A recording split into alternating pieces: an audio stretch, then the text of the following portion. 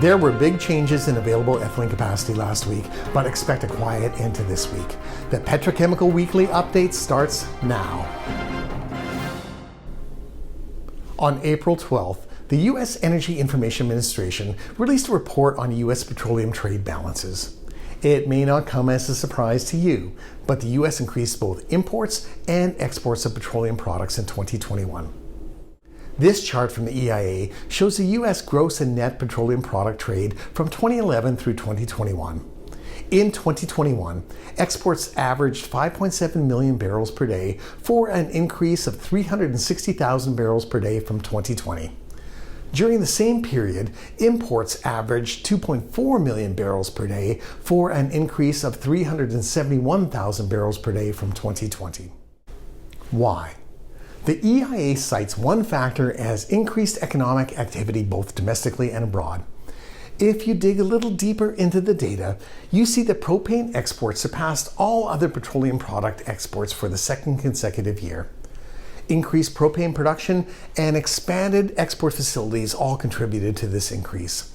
On the import side, rising domestic motor fuel demand and lost refining capacity in 2020 with closures such as at the Philadelphia Energy Solutions refinery on the East Coast and refits on the West Coast all contributed to increased imports of gasoline. You might be wondering, what do petroleum trade balances have to do with ethylene production? If you are, then the Petrochemical Market Advisory, delivered by the Petrochemical Strategies Expert Network and powered by i2 Market, can help. If you have questions and want answers, ask me. You can reach out to me directly by clicking on the Ask Me link on my website, petrochemicalstrategies.com. Let's look at the global petrochemical capacity developments over the past week and what we can expect in the coming week. I am looking at available ethylene capacities based on optimized feed slates for steam crackers around the world. Last week, we saw significant increases in available ethylene capacity in North America, in particular at Dow, who restarted one of its ethylene units after a planned turnaround which began on March 2nd, as well as at ExxonMobil in Baytown and Westlake and Calvert City. We saw available capacity decreases in Europe at Borealis in Sweden and at Braskem in South America. By the end of this week, we anticipate small changes in North America and Asia, and a reduction of available capacity at the Syver-Kustovo refinery in Russia. Let's look now at the headlines. The European Commission signed grant agreements totaling 1.1 billion euros for 7 innovative projects.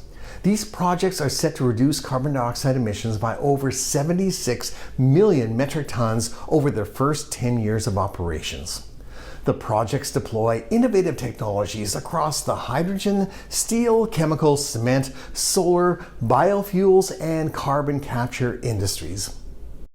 In January of 2020, China announced bans on single-use plastics, such as plastic bags and disposable cutlery.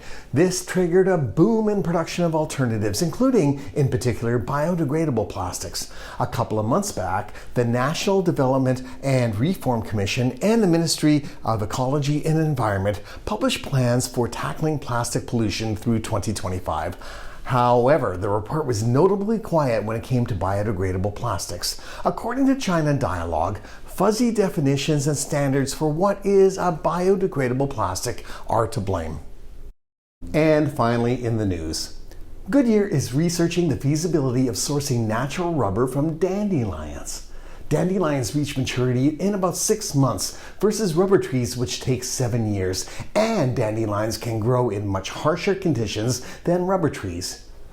If you saw my blog on the butadiene conundrum, then you know how important sustainable and predictable raw materials are to the rubber industry. Thank you for watching the Petrochemical Weekly Update. If you have any questions about anything you saw here today, ask me. My name is Robert Sawchuk, and I will see you next time.